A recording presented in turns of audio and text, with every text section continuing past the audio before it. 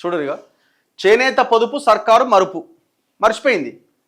ఈ ఈ చేనేత రుణమాఫీ ఎటుపోయిందో, దాని తర్వాత ఇది పొదుపు పథకం అంటే థ్రిఫ్ట్ ఫండ్ అంటారు కదా దీన్ని, అదే అనుకుంటా.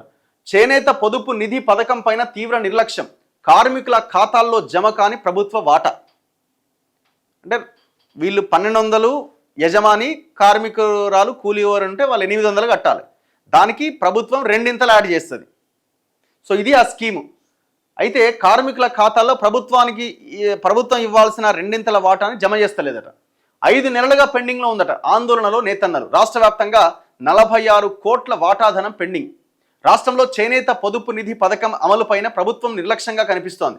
చేనేత మరమగ్గాల కార్మికుల ఆర్థిక భరోసా కల్పించేందుకు గాను ప్రభుత్వం చేనేతకు అభయహస్తం పథకాన్ని తీసుకొచ్చింది. ఈ పథకం కింద నేతన్న పొదుపు నిధి, నేతన్న భద్రత, నేతన్న భరోసా పథకాలు ఒకే గొడుగు కిందకు చేర్చారు.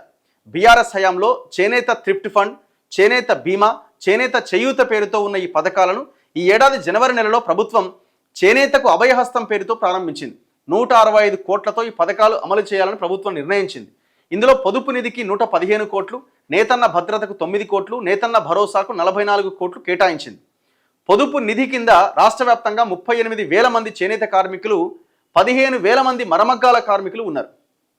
మొత్తంగా 53,000 మంది నేత కార్మికులకు సంబంధించి 5 నెలలకు గాను సుమారు 46 కోట్ల వాటా ధనాన్ని ప్రభుత్వం జమ చేయాల్సి ఉన్నది.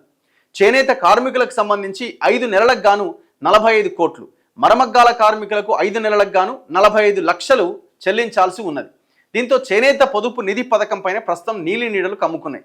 ఈ పథకంలో భాగంగా రాష్ట్ర వ్యాప్తంగా ఉన్న చేనేత అండ్ మరమగ్గాలు, పవర్లూమ్ కార్మికులు, అనుబంధ కార్మికులు తమ వాటా ధనాన్ని ఖాతాలో జమ చేస్తే ప్రభుత్వం తన వాటా జమ చేస్తుంది. 5 నెలలుగా దీని మీద ప్రభుత్వం వదిలేసిందట. మరి ఎందుకు మరి ఇంత దారుణం? ఆ రుణమాఫీ అన్నారు, రుణమాఫీ కూడా ఇంతవరకు గతి లేదు. ఎక్కడ పోతున్నాయి పైసలన్నీ నాకు అర్థం కాదు. భూములు అమ్ముతూనే ఉన్నారు, అది అమ్ముతూనే ఉన్నారు, అన్నీ చేస్తూనే ఉన్నారు. మరి పైసలన్నీ ఎక్కడ పోతున్నాయి, ఎవరికి అందుతున్నది? ఫీజు రియంబర్స్మెంట్ కూడా దిక్కులేదు కదా ఇంతవరకు.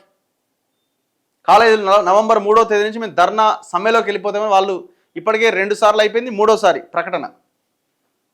అది కూడా చాలా పెద్ద ఇష్యూ.